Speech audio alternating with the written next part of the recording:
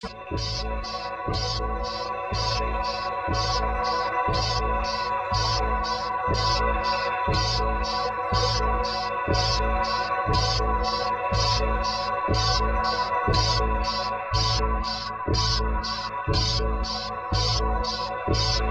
know that nationally there's a problem with obesity in children, and this is a true problem in New York City, but it's hard for parents to let their child recreate with cars in Central Park. One of the things that I'm very concerned about is in the elementary schools in New York, there are very, very few facilities for kids to get exercise. There are some playgrounds, but there are very few gyms, and there are very few programs for kids. And you know, the thing we need to understand is that kids need exercise because it's the only way that they're going to get out a lot of their wonderful energy, but it's a way to keep their weight down. Obesity is a crisis in the New York City public elementary schools, and part of it is the lack of exercise. So if by not having cars, we'll encourage kids and their teachers to go into the park, that's terrific. I have lived in New York City for 16 years, and for 16 years I've tried to get cars out of Central Park. Cars ruin the park, and we don't need them. Children need fresh air. We need to get the cars out we should get them out of New York City altogether. I want my child to be safe, and they can play, they can run, and I don't want to be, like afraid. Be careful, the car's coming, and I want to have fun. So the Central Park is so beautiful. I think it's really dangerous and kind of disturbing to have cars when you're trying to just hang out and relax, enjoy yourself. You don't want to cross the street and be scared because of the taxis. They drive really quickly and it's scary for me. It's terrible with the cars. Too much, too dangerous, too high speed. And the changes of the hours is confusing for different people as well. They're dangerous for all people when they're when they're crossing the streets with their kids. It's very frightening. We hear of people being injured in the Loop Drive while they're jogging or while they're biking, and parents don't want to put their children in harm's way. I work with kids, so I have to be extra cautious just because drivers here are more aggressive than they are in other cities. I just think it's a shame that kids don't really have anywhere to play. I grew up having a backyard to play in all the time, and I didn't have to worry about getting hit by a car. Es mejor que los carros se hagan a un lado y se eliminen el tránsito de carro y dejen la bicicleta, porque sería un poco más cómodo y menos peligroso. Y el ciclista tiene la mente más tranquila para transitar, porque con los carros atrás y al lado, tú nunca vas pensando que tú vas bien, seguro. There really should be a car-free park, and in fact, I know someone whose mother was killed on a bicycle in Prospect Park. It's just not a natural environment for cars and people to mix. People on the street, people have a certain awareness about cars, and in the park, people let their guard down, and I think it's really a recipe for disaster. I broke my arm last year in Central Park South. There's a scar. Yeah. And I sat riding a bike bike with her for a week. The way these guys drive, they don't care. They'll just whiz right past you within an inch. Recently, I got hit by one of those side view mirrors on the car, and I mean, the guy just kept going, and it kind of hurt me a lot. So I think it would be better if no cars were in the park. How many times have you almost gotten hit by cars before? Yeah. A lot of times, and they don't respect the runners at all. Like, they feel like this is their rights to come through the park. It's a park. It's not a highway. That's what everyone thinks. They think it's a highway.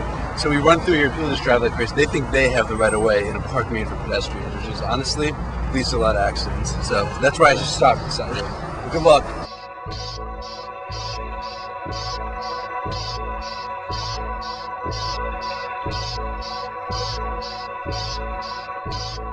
Central Park Track Club is 100% behind this initiative to make the Loop Drive car-free. I guarantee to a person, and we are a very big club, we have about 500 members, the park is so much nicer to run in when there are no cars. It's just incomparable, and I think that what stresses exist right now between cyclists and runners and pedestrians and rollerbladers would really be greatly alleviated if there were no cars. It's long overdue for cars to get out of Central Park and Prospect Park in Brooklyn as well. They're a nuisance, they create pollution, and that's not what this park was designed for. It really is an intimidation. You really feel like you have to look on all sides of you, and they're going quite fast.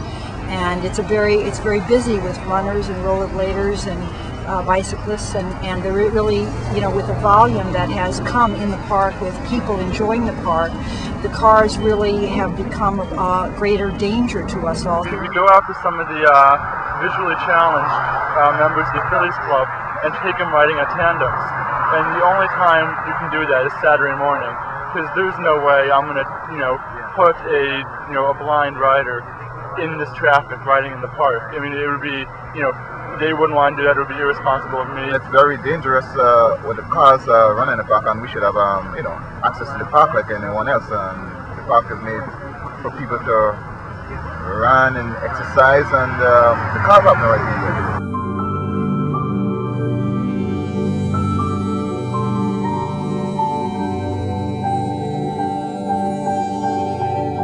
I've been involved in this campaign for, 12 years now, and one way or another, organizing marches, a postcarding campaign, and now most recently the petition campaign. And the thing that makes it, I think that's really kept me going is just the overwhelmingly positive response from people. Like all the time, they could just be like, no cars going through here? Right. Why don't they do that? How much effort can that be? It's not that much traffic, but it just stops like thousands of people from running and blading and biking and getting themselves healthy. It's not hard to get people to sign the petition, and they literally line up. People interrupt their runs, jump off their bikes to come over, and you just get so many people saying, thank you so much for doing this, I'm glad somebody's doing it, and that's just really gratifying. I often wish that city officials and decision makers could be out here with us, just looking at how passionately people feel about getting the cars out of the park. Love it, yes, absolutely. Who wants to breathe that crap? I would love to see those cars. I can't hear you, what? Yeah, there's too many cars. I would love to see those cars out of Central Park.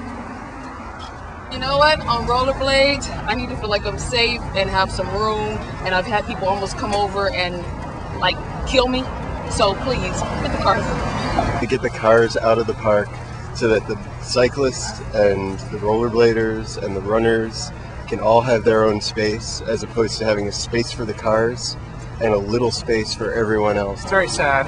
It's our oasis. It's really not. I just love to be able to prove to these people, the people who are so cynical about city government, that the city can work for them, and that city officials will do things that will make the city a more humane place, and that Central Park can be a place purely for recreation. We need to get back to what the city is all about. Central Park was put in place to make the urban living environment tolerable. And for our children that are spending more time on the streets than they should be, we need to make Central Park a place that when a kid gets out of school, they can hop on their bikes, throw on their helmet, and enjoy themselves. I have lived across from the park now for 32 years, and I am a biker in the park as well as a walker. And it is extraordinary to see the increase in the number of people not only using the park, but biking and walking and running. Its example is extraordinary. After Central Park was built, every American city that thought well of itself and of its future prospects had to have a park.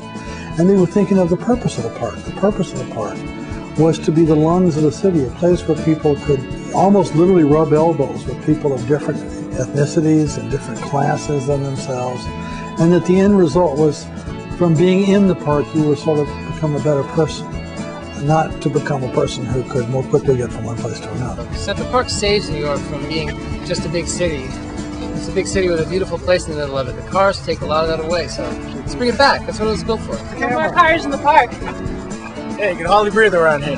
Cars out, please. Less hours for cars in the park. Please close the parks for regular cars.